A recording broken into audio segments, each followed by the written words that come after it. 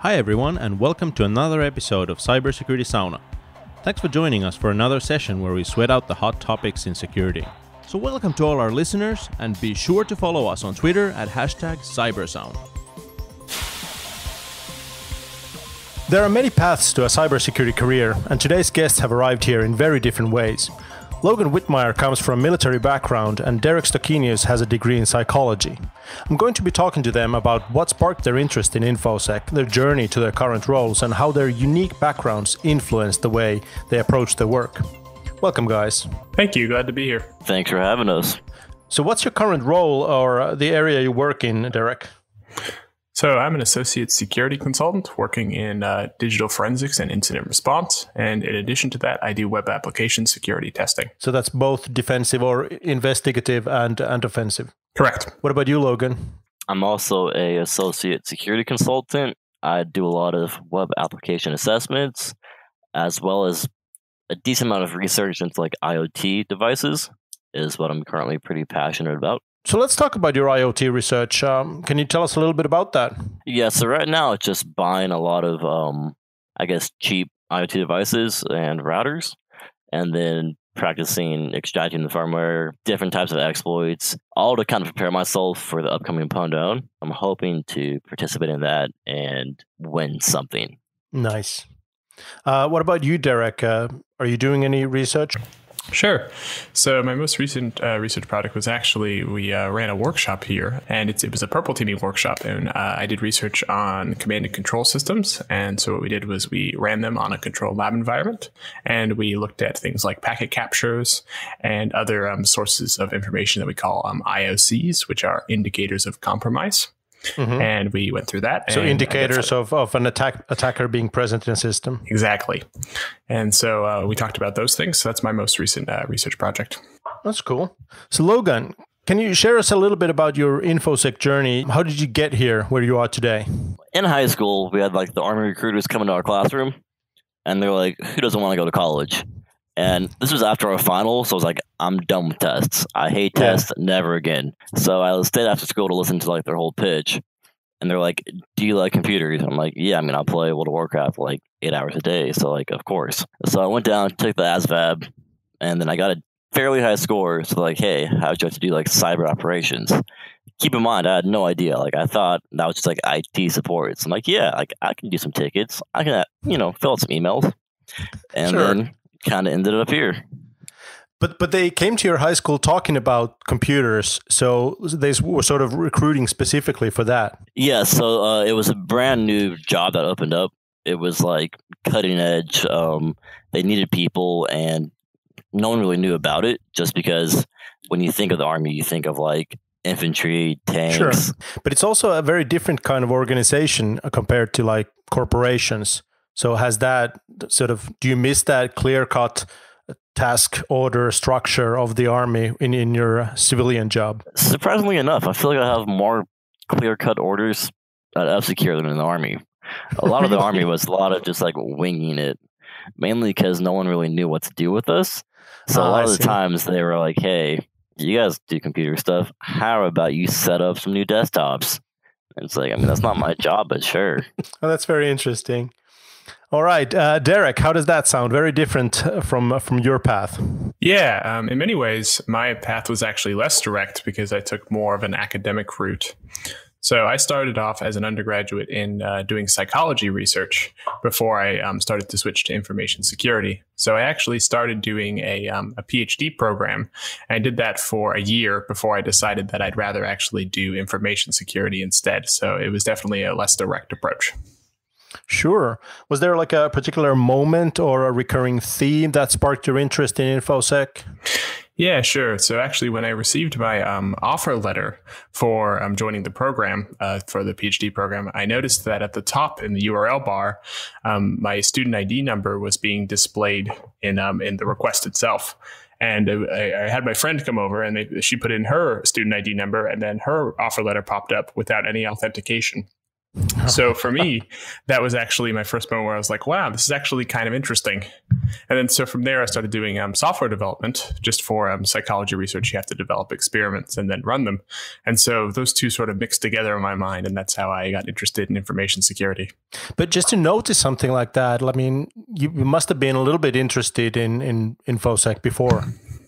Yeah, I always read like Wired magazine and things like that when I was a kid in order to sort of keep up on security. And it was very interesting as a topic, although I'd never actually taken it seriously until I got into that. So did you do any studying on your own or reading on your own before you made that big jump into like official cybersec? Yeah, so before, when I was studying psychology, I was actually studying human memory and learning. So that gave me an opportunity to learn a lot about how to self-learn. And so as a part of that, then I just jumped right in for security and started learning things like the Web Hacker's Handbook is where I started. And I just read through there and I started following on with a lot of the exercises. And then I moved into doing my OSCP and starting with that. How do you feel the psychology background has served you in InfoSec? Well, definitely knowing about the best way people learn has been very helpful because this field is all about learning and especially learning on your own. So knowing how to effectively do that is really important, and focusing on things like making sure you're testing yourself as you go along and you're doing exercises as opposed to just reading book knowledge, I think is really important. And I learned that a lot from my psychology background. Sure. So you said you'd been doing incident response before. So, does the psychology background, does that help in sort of understanding how the attackers think? I would love to say that it does, but I actually didn't study that form of psychology at all. Okay, yeah, you said more about learning and stuff. Yeah. Okay, but that helps you when you're trying to pick up new skills, for example, offensive cybersecurity. It definitely does, yeah. So, and my primary role now is doing incident response in addition to penetration testing. It's helped a lot because I've had to learn almost all of that informally. So I have to teach myself as I go along and then learn the skills I need to do on the job as quickly as possible in order to be able to help with clients. All right. If you hadn't been exposed to InfoSec while studying for the PhD, what do you think you'd be doing right now? Well, I'd definitely still be in that PhD program. So it runs 5 years. And so my partner is now in her third year of the program. So I would be in my third year of the program if I didn't switch to information security. So Logan, how does Derek's experiences, how does that sound compared to yours? Sounds pretty nice, honestly. It's kind of a running joke with all my friends who are still in the Army that we should have gone to college. All right. Do you think, Derek, that there's something, that Logan's background has provided for him that yours hasn't? Oh, he definitely had more direct instruction about how to do sort of this job. And he didn't necessarily have to transition loosely related information into a new position, which would have been a lot more straightforward. Yeah. So you both have OSCP certification. How well do you feel that certificate serves you in your career? Honestly, I loved OSCP. I feel like OSCP is definitely like a good entry-level cert for pen testing. I feel like it kind of covers maybe like 65% of what you need to know. And then the rest you just pick up either on the job, reading blog posts, or doing like hack the box. Basically, it's like it gets you to the point where you're able to self-study and you know what you need to self-study. All right. I completely agree with Logan on that. And I think what makes the OSCP unique is that it's all application based, including the exam, which is really important because I know that there's a lot of certifications that don't have that really practical component. Yeah. And so that's really what makes it powerful. So how's the actual job of InfoSec being different from what you expected it to be when you were studying or anticipating a job in the field? So I think for me, what's been most different is that there's actually a little bit more tedium than you would necessarily expect. So I think that's important for people to sort of know if they're coming into this, that it's not all going to be just like fun and popping boxes. And especially if you're doing incident response, it's a lot of sorting through big data sets in order to figure out how an attacker got in and what they've done when they're inside the network. So I think that's really important to emphasize, that it's not all just fun, but it is still worthwhile. More research than a martial art. Indeed. What about you, Logan? I'd say it's just constantly evolving. Whereas OSCP, like we talked about earlier, it does get you to a certain point. If you want to be relevant on modern day systems, you definitely need to put in the time after hours to either scale up on new technology or constantly do your own research to kind of better yourself. Because if you stay stagnant, you're not going to survive. Do you ever wish you had like a job that didn't require you to sort of spend your own time in studying? Because there are jobs like that. Not really. I think InfoSec is my passion, and I do spend most of my free time researching just for fun. Right. I think it's kind of more of an ego thing of breaking someone else's hard work. Yeah, and I think that this field, while it does, it really does require you to put in some hours after, work after hours. I think that it also still, like I know that F-Secure supports people working a lot, even during their day. If they're not working on a specific job, they're able to do research time within their day. So I think it's important to pick an organization that also supports it as well. Yeah, like you said, like for a lot of people in this field, it's a passion. So that like, this is the stuff they were going to be doing anyway. What do you guys like? What do you like best about InfoSec hacking? Popping boxes, breaking other people's stuff, like Logan said. Get in that root shell. Nothing's better. I think for me, what I like most about it is that you're able to, at least most of the time anyway, really help out the clients and give them some information that's helpful to improve their security posture. It's sort of up to the client to actually sort of take that information, but you've, at least at the end of the day, done a reasonable job helping them improve if they're going to sort of follow along. And incident response is a little bit stronger on, I think, directly on that point, because you're actually more involved with the part where they're sort of remediating the problems. And that can really give you a sort of a good feeling if you've been able to actually help the client essentially kick out the attackers and take back control of their network. Mm-hmm. Well, let's take a look back. Is there anything you would have done differently in your InfoSec journey, knowing what you know now? Probably would have done OSCP sooner. I feel like everyone talks about how hard it is and how it's like a scary cert, but I feel like if you just put in enough time, it's not that bad.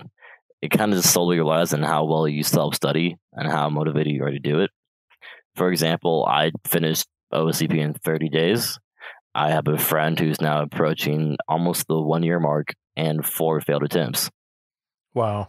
So I think it really just depends how well you can self-study and how motivated you are to get it done.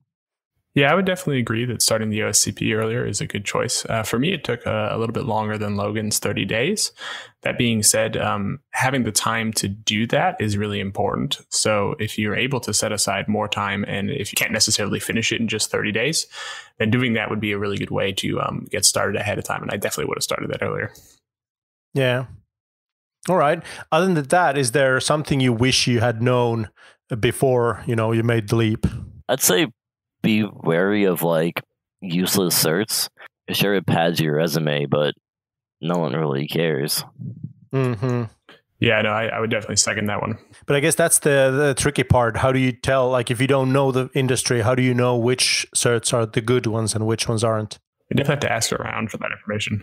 I feel like a lot of that's just like self-research. You have Reddit, you have a lot of like the big InfoSec people on Twitter, like Swift on Security, Not Dan, Zero Labs. A lot of those people have their own reviews on certificates. Yeah, well, that's the thing. And we often get like RFPs where there's, one of the scoring criteria is like how many different certificates you have, or how many of the following named certificates do your consultants have. So like, it puts us in that weird situation where you kind of want to have even the useless certificates because they're not useless in that sense. But then again, it is a waste of time for people to be going through these courses. Yeah, they're also quite expensive as well, which can really put a dent in people's pocketbook, especially when they're early on. I think it's better to collect the useless certificates once you have a job or once you have a better knowledge baseline. But I would definitely recommend just going straight for OSCP first, getting hired somewhere, and then moving on to certificates you don't really care for but might need. Yeah. Maybe I should point out at this point that the OSCP certificate is not sponsoring this podcast at all. So, these are all volunteered statements by the guys. So you guys must have career plans or goals. Where would you like to end up, and how do you get there? I want to win Pondon. Hopefully this coming Pondon, they should be releasing the target list, I believe, next month. So I'm hoping to get my first win there and then move on to more research-based stuff. Mm-hmm. My goal is to stay mostly technical. So I know a lot of people in this field are looking to move into management and things like that.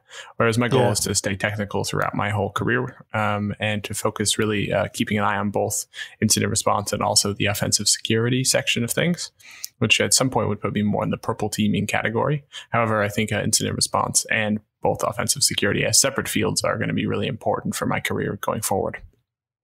Yeah, but I mean, like you said, there is that, overlap in the Venn diagram of those two fields, yes, sir. the purple team exercise. Yeah. So, as fairly recent arrivals into the field, what's your fresh perspective on what the industry could be doing better? I'd definitely say like a lower entry cost. I know a lot of people hear about SANS, and their courses run upwards of like $7,000. Mm-hmm. And they definitely have a lot more advertising budget, so it's a lot more of a common name. So a lot of the entry-level job posts that I saw when I was looking wanted like SANS GPIN with either a master's or bachelor's degree, like 2 or 3 years of experience for an entry-level penetration tester job, which didn't really make too much sense. Yeah. So it definitely feels like a lot of it's also just networking, more of who you know and less of what you know. Yeah, I would agree with that. I also think that sort of the skills assessments when you're first joining positions should be more reflective of where people are sort of at with that. And I think, and F-Secure is great at this because they really pull people in when they're early on in their careers, and they will mentor them through as they grow. And I think a lot of companies, I've seen a lot of job postings where they just say right in the job posting that they don't accept juniors at their company. And I think that's a very sort of toxic perspective. To not accept any juniors at a company seems to be to really be sort of missing the point about how to get people into this field. Yeah, it's also maybe not the strongest tactic in an industry that's notoriously short on qualified labor. Indeed. Okay, let's talk about the people trying to get into this industry. What advice do you guys have for them other than, taking the OSCP as early as possible? I think doing your own independent research is really important, and making sure that you have something to talk about when you get to an interview.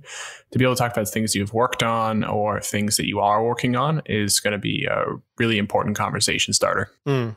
I'd definitely say make a blog. A blog is a great way of showing, 1, your research, and 2, that you're able to talk about it in a way that everybody can understand, as well as not being able to apply for jobs. I know a lot of jobs kind of use their wish list for hiring people, but even if you don't meet the requirements, still apply. The worst they tell you is no. Best case, you get an interview and you can go from there. Right. Yeah, that was some very sound advice. Like, we've been doing a couple of these episodes where we talk about how to get into this business, and if there's a recurring theme there, it's always the, learn to communicate, because a lot of people come into this field with very strong technical skills, but they're not expecting, how much communication happens in this job. So when you were getting into cybersecurity, what kind of support from people already in the field did you appreciate the most? Like, what's the thing we already in the industry can do to help people trying to come up? I think providing mentorship opportunities is really important. So when I first was getting interested, I actually joined sort of the local DEF CON meetups. And I found that the local DEF CON meetup was very actually supportive for this, because everybody was just there to talk about research, and you could ask people questions and do things like that. And I also visited a couple of conferences like the B-Side series. And they had career workshops there where they talked about resumes and what it's like to work in the field. And you were able to meet one-on-one and talk to people who had really been in those. And I think that's a really important way for people to give back, is to go and sort of volunteer at those when they're already at those conferences, to be able to talk with people, especially if they're more senior, to be able to talk with people about what they're expecting and what they're looking in for people that they want to hire. Anything you want to add, Logan? Not really sure. I feel like a lot of it I just did on my own. A lot of it, I knew, I had my goal. I wanted to be a penetration tester. So I did a lot of research on what I needed to do, as well as looking at job postings for the requirements. And that's how I figured out everyone's talking about either GPIN or OSCP. And I can stomach $800 a lot more than $7,000. Yeah. And then because you can't really talk about, the test or the search you're taking, I'm not really sure how much other mentoring I could use. What was nice was when I joined F-Secure, I did get a lot more mentorship for growing myself from junior to something else, which was appreciated. But getting into the field, I feel like was a very simple, straight 1, 2, 3 path for me. It's very, very army of one of you. I have a friend who's trying to enter the field right now currently, And like, as much as I want to help them, there's only so much I can do. It kind of does require you to be your own army, because I can like throw the Web Hackers Handbook at him 1,000 times, but I can't make him read it, and I can't make him go through the OSCP PDF on his own free time. A lot of it is just like your own determination, your own dedication. So Derek, with your background into like how to learn stuff and how to teach stuff, is there any study tips you'd give to people who are trying to, develop InfoSec skills on their own? Yeah, sure. So I think the most important thing is to remember that this field is unlike any other academic fields that people have studied. So it's not like school. And the really important thing is to get in there and get practical experience really early on. So instead of reading a book and then just sort of testing yourself on it, you really need to download some virtual machines, try setting up a network, try following through tutorials, and really doing those technical skills on your own as quickly as possible is going to really make you a better person in this field. How do you guys feel about capture the flag competitions or hackathons or things like that? I think that it depends a lot on the actual content in them. So I've seen a lot of hackathons that are sort of they're really just more software development, and people are doing it really quickly, and sort of like a time box thing where it's like 24 hours to develop a new app, and then they call that a hackathon. So really focusing on things that are security related to CTFs is a really good choice. I definitely agree. I mean, you have Hack the Box, Vulnhub, Try Hack Me. You have a whole bunch of new sites, and every day there's more companies making their own online CTFs that kind of copy the Hack the Box model. So there's definitely a lot of options out there. Do you guys ever participate in any bug bounty programs? Yeah, I do in my free time. Kind of helps my resume with the whole Hall of Fame or recognitions from various companies. Sure. And then kind of helps you just skill up too, because you're always practicing on something new. So something I might see on a bug bounty might come back and be relevant on a future job. So it's just about scaling up. And I mean, the bounties are pretty nice to have. Derek? I do not. Just for me personally, it just would take a lot of time after hours, and it's time I could be spending either doing research or just like living my life. Yeah, so hanging out with the family. Yeah, exactly. So that's why I choose not to participate in bug bounties. Well, that makes perfect sense. Who needs family when you have InfoSec? Wow, you have a pretty hardcore attitude towards the InfoSec. Logan's a young guy. Yeah, I mean, I'm a young guy in quarantine, so I really don't have many other options. Wow. All right. Hey, thanks for being with us today and walking us through your careers so far. Thanks, guys. Thank you. Happy to be here. That was our show for today. I hope you enjoyed it. Make sure you subscribe to the podcast, and you can reach us with questions and comments on Twitter through F-Secure with the hashtag #CyberSauna. Thanks for listening.